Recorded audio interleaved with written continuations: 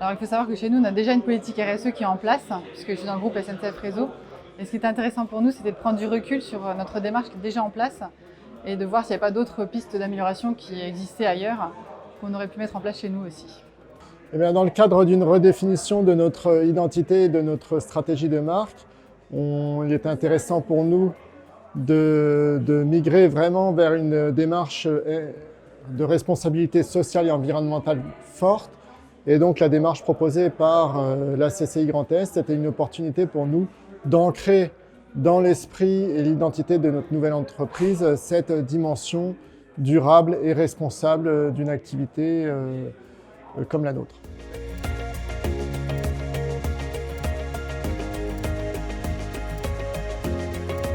Donc c'était vraiment un moteur de début pour s'engager dans RSE, pour formaliser et pour se dire quelles sont les actions dans les 3-5 années à venir qu'on va pouvoir réellement mettre en place.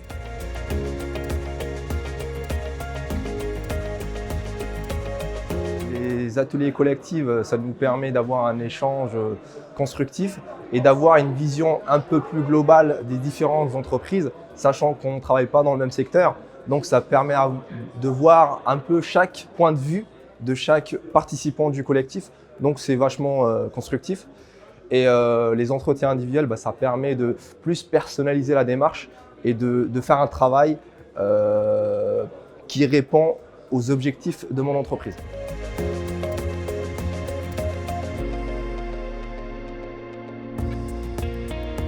RSE, ADN de notre entreprise, à 100% non, mais il y avait des petites bribes ci et là. Donc en fait, c'était une fois sur les achats, une fois sur un peu d'emballage, sur le recyclage, ci et là, sur les personnes en situation de handicap. Donc il y avait un petit peu plein de choses, mais là, l'effet vraiment de mettre le focus sur les achats et qu'on se rend compte bien que tout passe par les achats. Et donc si les achats sont durables et responsables, on a déjà fait un grand pas dans la RSE.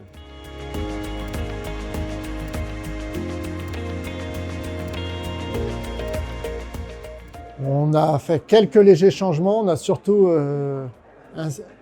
déjà informé nos salariés de la démarche, surtout concrètement sur les actions en entreprise, et de façon à également susciter une adhésion collective au sein de l'entreprise.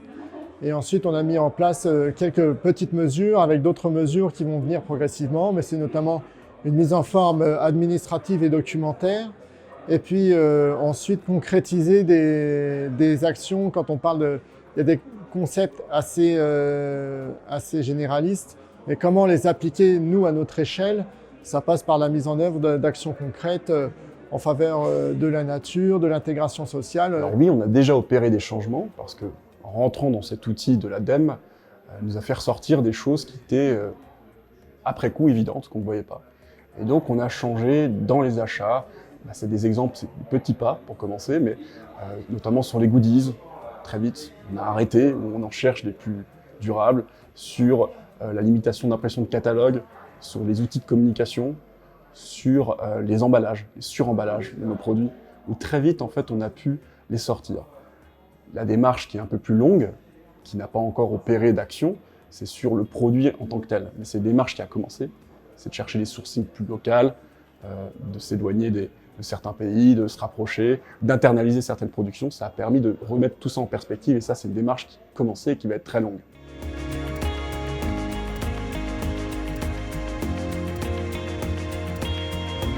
En interne, on a fait plusieurs réunions, on sensibilisait les personnes qui passent les commandes et on est en train de travailler sur des matrices de décision, sur des questionnaires fournisseurs qui va permettre à l'ensemble des collaborateurs en charge de passer des commandes d'être sûrs que leurs achats ou que les commandes ou que les produits soient les bons produits, qu'on en a réellement besoin et qu'ils soient achetés chez des fournisseurs qu'on a vraiment décidé et qu'on sache réellement pourquoi est-ce qu'on le fait et avec qui on le fait.